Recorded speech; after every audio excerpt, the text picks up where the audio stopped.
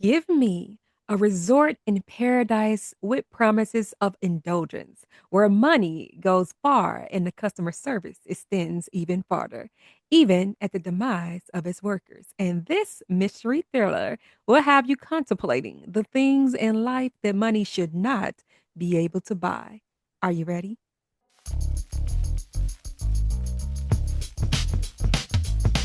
Yeah, yeah, yeah, yeah, yeah, yeah, yeah. The Books and Vogue podcast. Yeah, yeah, yeah, yeah.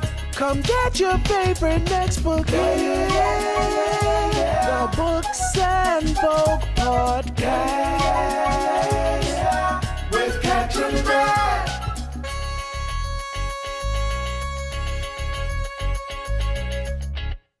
Welcome, book lovers, to the Books on Vogue podcast. This is your premier listening experience all about immersive reading and helping avid and reluctant readers alike imagine book characters like never before. I'm your host, Scott Trinidad. The format of the show is I introduce a book, share tips on how you can engage your senses as you read this title because it's one thing to be a mood reader, but you get a little something extra from the story when you are set the mood reader. And finally, I will end the show with a reimagining of my favorite scene. Today, we will discuss techniques for getting into the Grand Paloma Resort with none other than the author, Cleyvis Natera. Welcome, Cleyvis. Thank you so much for having me, Kat. I am so excited to talk to you about this book. Awesome, awesome. So tell us about the book. Well, the Grand Paloma Resort is a novel that takes place over 7 days in a luxury resort in the Dominican Republic. It is centrally concerned with two sisters, Elena, who's 17 years old and is a babysitter at the resort, and her older sister, Laura, who is a manager at the resort. Very quickly, when the book starts, we find out that the sisters are on the cusp of leaving the resort, which is what they've wanted to do for many, many years. And all that is hanging in the balance is them making it through the next 2 weeks without any incident. And right at the outset of the book, there's a big incident that puts their dreams and their desires at risk. Awesome. Thank you so much for that, Cleyvis. Do you care to join me in a discussion of some tips for setting a reading mood? Absolutely. Let's go. Okay, book lovers, I hope you have your writing utensils ready because class is in session. Hear it, see it, smell it, sense it, taste it, touch it. Ah. Hear it, see it, smell it, sense it, taste it, touch it. Ah. Hear it, see it, smell it, sense it, taste it, touch it. The Books and Vogue podcast. So, Clavis, what's the vibe? How can we engage our spirit as we read this book? This book, it takes place in the Caribbean, in the Dominican Republic. It is very hot. So the vibe is you, reader, wearing a swimsuit. You are on a hammock, maybe on like a chaise lounge, looking at the ocean. Your feet are bare, and you're just playing with the sand as you enjoy a paloma. Paloma. Okay, okay. Nice beach read for the summertime. Okay, I'm feeling those vibes. So, what's the sound of the Grand Paloma Resort? What keynotes in music or nature could set the tone as we read this novel? Well, this one of the things that's really amazing about this resort is that it has 10 miles of beachfront property. So the most prominent sound you're going to be hearing is the sound of the ocean waves. Then the next sound after that would be like the rustling of the leaves of the palm trees as they sway from side to side. Okay, okay. Nice. So, do share the aesthetics. This can be any visuals aside from the book, such as lighting. Well, one of the things that is so important in this book is the fact that for the tourists, time has no meaning. You're on vacation, you're just enjoying the day. And so I would say that it's a very moody read in that what you would be enjoying is maybe sunlight and then it going into sunset. And then from sunset, it being a really dark night, moonlit night. So it would be like very soft lighting throughout the day, all nature. I think that would be like the overwhelming kind of light around the place. Okay, okay. Sounds like my kind of aesthetics. So, what's the flavor? Any food or drink companions for this title? You know what? I really love a paloma. And so there's, for those of you who might not be familiar with the paloma, it has grapefruit, and it has usually tequila, and I love a salted rim. So I would say that for those of you who like to imbibe in an alcoholic drink from time to time, I would recommend a paloma. For people who do not like alcohol, the Dominican Republic has this drink called Morir Soñando. And Kat, it's gonna sound kind of gross when I first say it, but trust me, it's delicious.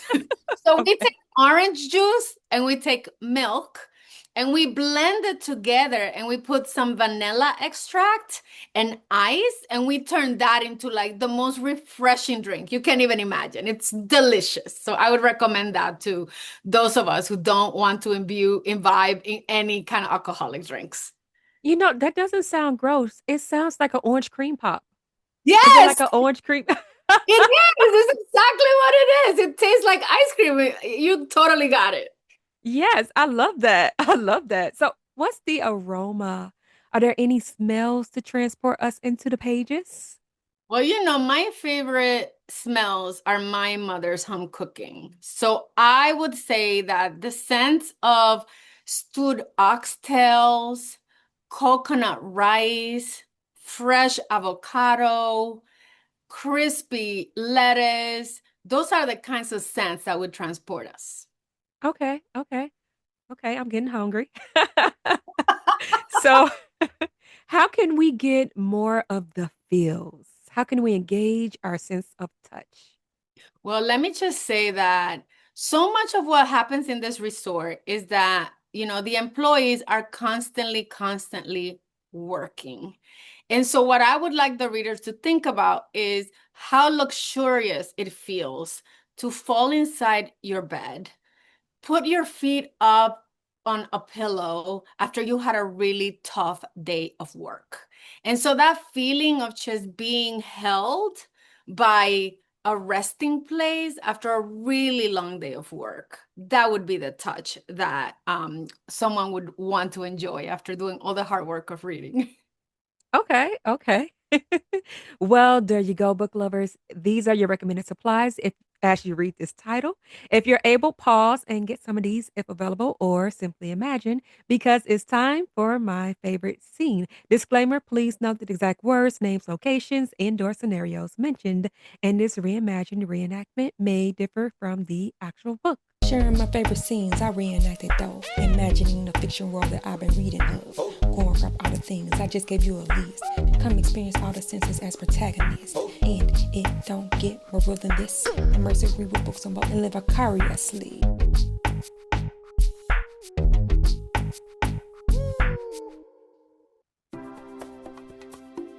Crisis at the Resort, starring Cleyvis Natera as the narrator and Elena, and Kat Trinidad as the child Katarina and Alara. The tourist child's mud-streaked body had become heavy, and sweat made her slippery in Elena's arms. As she made her way out from the tropical forest behind the Grand Paloma Resort, Elena headed not in the direction of the manicure grounds, but into the water-starved, cracked dirt of the staff quarters. Looking down at the little girl's unconscious form, she whispered, "Please, please, please don't die on me, Caterina." She wove through row after row of beautiful casitas, alternating between vibrant turquoise and the brightest yellow, with a flash of hot pink every fourth or fifth little house, each decorated with flower beds full of birds of paradise and lilac hibiscus bushes. It was the kind of sight that would make a visitor sigh in delight, unless they happened to touch the plants and realize they were plastic. Nothing got watered on this part of the resort. Once she was safely inside the casita Elena shared with her older sister Laura, she took a breath and looked around, unsure whether to lay the child on her bed or her sister's. Relief washed over her. No one had seen her. It was as if the dusty ground of that forest had lifted and shrouded her.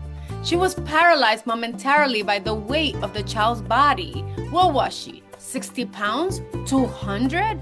Elena was dizzy from the heat and humidity.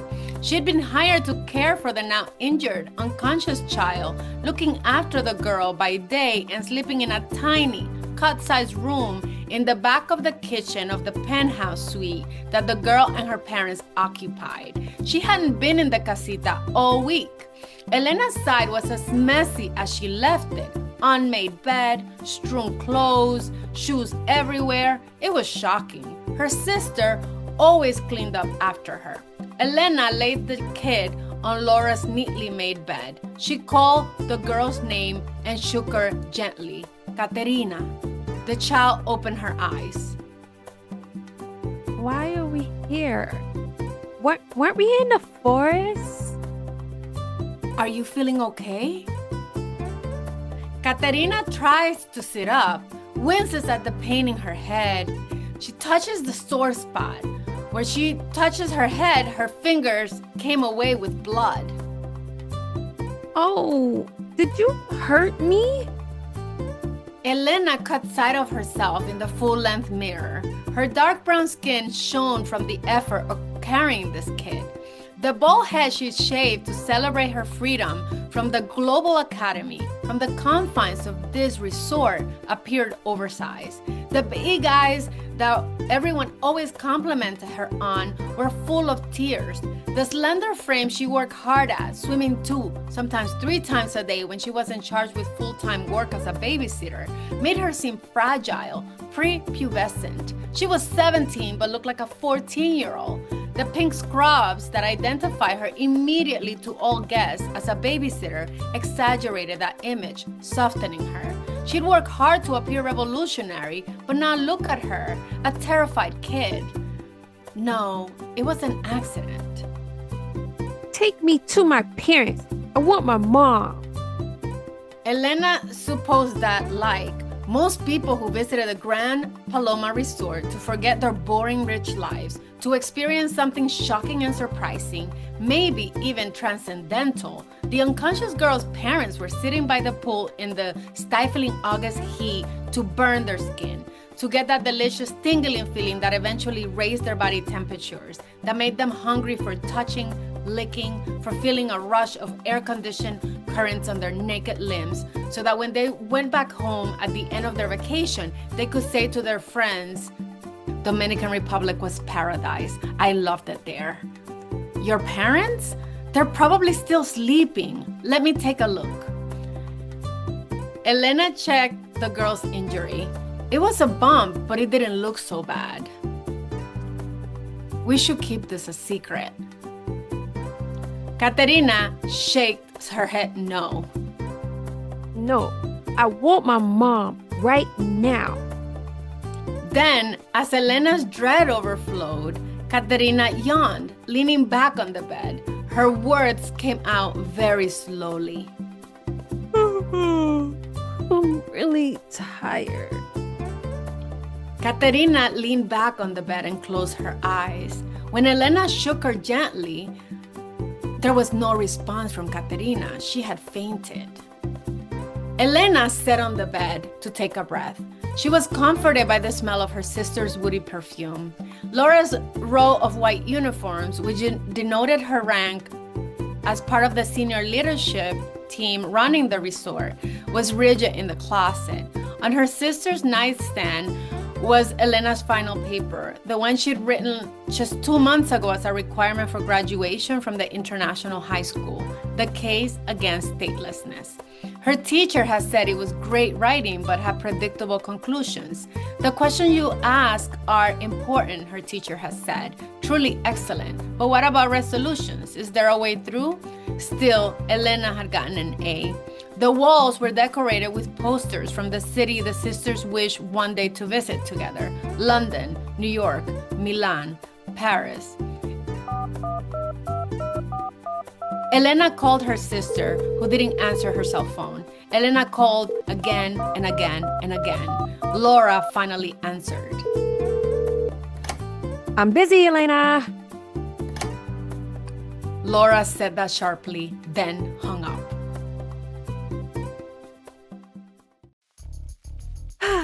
Book lovers, if you have enjoyed this sneak peek, you can get more by reading the whole book. The Grand Paloma Resort by Cleyvis Natera is available at your local library and everywhere books are sold. And if it's not, request it because you deserve to read all the books that interest you. And if you have already read The Grand Paloma Resort or are in the middle of reading it, let me know in the comments what you like to do to set the mood for reading because I would love to hear from you. So please leave your feedback. And before I let you go, one quick message before I end the show. If you haven't already heard, we are now a part of the Alive Podcast Network. Did you know you can support the show by downloading and becoming a member of the Alive Podcast Network app?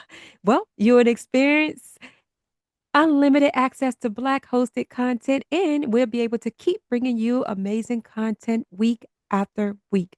Clavis, is there anything else you would like to share with the listeners? Yes, I mean, what I want everyone to know is that my journey to becoming a writer was quite long. It took me 15 years between when I first started writing to the publication of my first novel. This one, my second novel, actually is coming out just 3 years after my first book. And I'm just so excited to have readers experience the beautiful country that I come from. I would love to invite everyone to escape with me into the world of the Grand Paloma Resort and to get to know these incredibly complicated and tender women at the center of this tale. Awesome. Thank you so much for that, Clavis. And thank you for joining us today. This has been such a pleasure. It's so much fun. It was absolutely fun to have you here. And I want to say thank you, book lovers, for listening. With peace, love, and joy. Happy reading.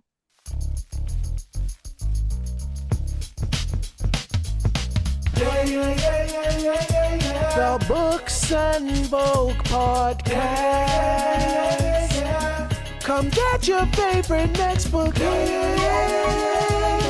Books and Vogue Podcast. With Catch and Grab. Subscribe, listen, check out recommendations, and happy reading.